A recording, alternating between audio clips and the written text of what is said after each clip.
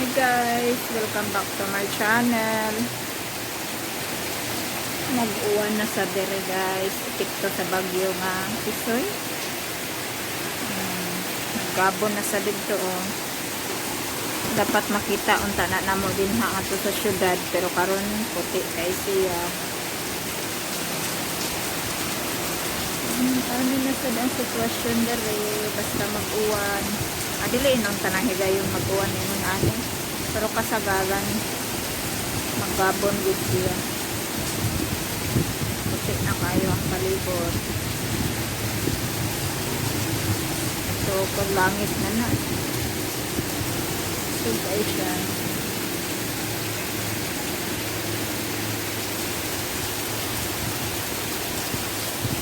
Among garden gapahak-pahak.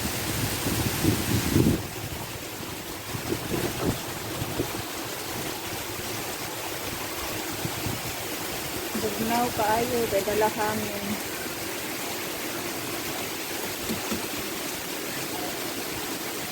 Aga-aga.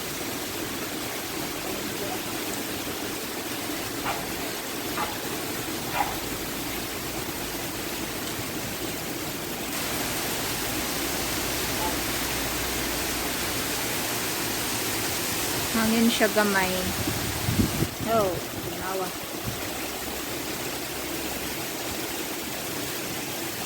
Amping sa mga maigo sa Bagyo, kusog-kusog ni sa ubang lugar.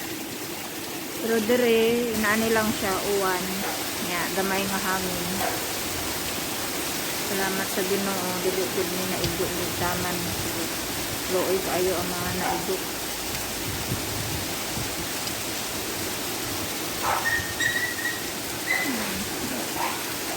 Nanay iro, dito nga magbugno.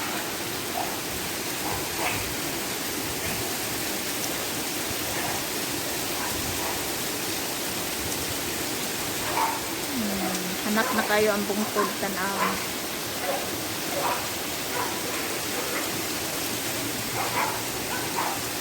Apektuhan lang may diri gamay sa Bagyo. Wala gid mi na sentro. Salamat sa Ginoo.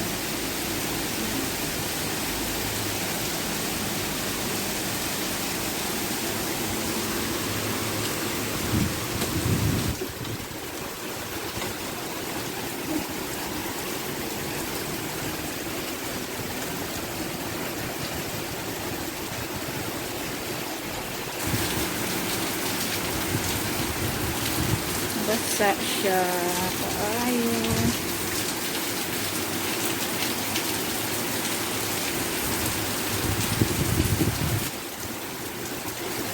Di na gid makita sa ubos. Dihan dapita kita ang takay ng syudad. Pero karon dili na. Basta di ana oh, hapit na sa di makita ang bungtod.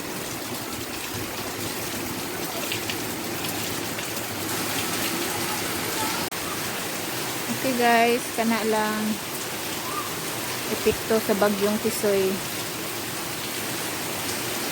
Grabe kadag-on oh. Okay, bye bye. Amping sa tanan.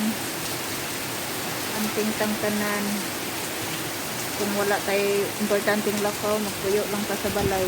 May dangog kayong dalan. Bye bye.